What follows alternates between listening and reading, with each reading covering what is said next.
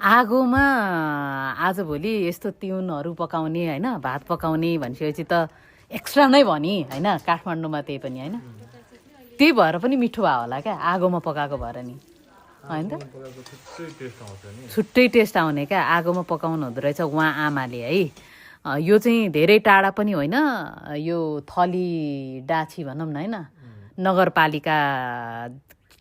नजिकै हो यहाँको बेस्ट भनेको भातै हो भात खानको लागि अब तपाईँहरूलाई म चाहिँ एकदम खतरा कुरा सेयर गर्छु के भने हामीमध्ये धेरैजना होटल खोल्ने अथवा रेस्टुरेन्ट खोल्ने भनिसकेपछि प्राइम लोकेसन खोज्दै हिँड्छौँ नि जहाँ मान्छे हुन्छ त्यहाँ खोज्दै हिँड्छौँ नि उहाँले थलीमा आफ्नो घरमा चलाइराख्नु भएको हो कि त्यही पनि स्टाफ कोही पनि छैन आफ्नै छोराछोरीहरू मिलेर होइन उहाँ आमाले चाहिँ चलाउनु भएको 22 वर्ष भइसक्यो अरे यो होटल खोल्या यो भातघर खोलेकै 22 वर्षदेखि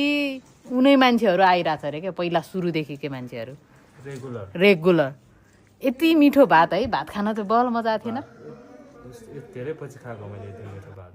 बब्बालाई थियो भात तिउन सबै लोकल स्टाइलले भने नि सबै होइन त्यसरी चाहिँ बन्दो रहेछ अचारहरू पनि आफै बनाउने हरेक कुरा आफै बनाउने क्या एउटा घरको मान्छेले बनाएको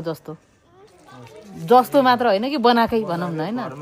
कोही स्टाफ छैन नि त उनीहरूको घरमा अब लोकेसन चाहिँ यही नै हो यो नगरपालिकाको घर हो यहाँबाट सिधा जाने के ठ्याक्कै त्यो गोकर्ण रिसोर्टको कति नम्बर 4 नम्बर कति नम्बर गेटको छेउमा भनौँ न होइन पुग्छ नि यो बाटोबाट अब यो ब्लू कलरको घर छ नि यही घरको यतापट्टि यो घर उहाँ आमा आउँदै हुनुहुन्छ उहाँ आमाले खोल्नुभएको क्यान्सर सर्भाइभर हो कि उहाँ चाहिँ फेरि अनि छोरीहरूले चलाइराख्नु भएको छ आमाको ब्रेस्ट क्यान्सर भएको रहेछ है बिचरा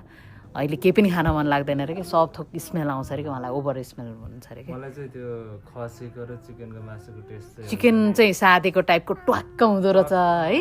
खसीको चाहिँ भुटुवा यो फेरि सबै अर्डर गर्न पर्छ है अब लोकेसन मैले भने नम्बर चाहिँ मैले ठ्याक्क लिन बिर्सिछु एकपटक जाँदाखेरि हुन्छ रिग्रेट हुँदैन भात खानको लागि भात लभर हो भात ठाउँ गएर हुन्छ नि चाख्न मन लाग्ने लोकल खालको स्वाद खान मन लाग्नेहरू त एकचोटि यहाँ पुग्नुपर्छ जस्तो लाग्छ है मलाई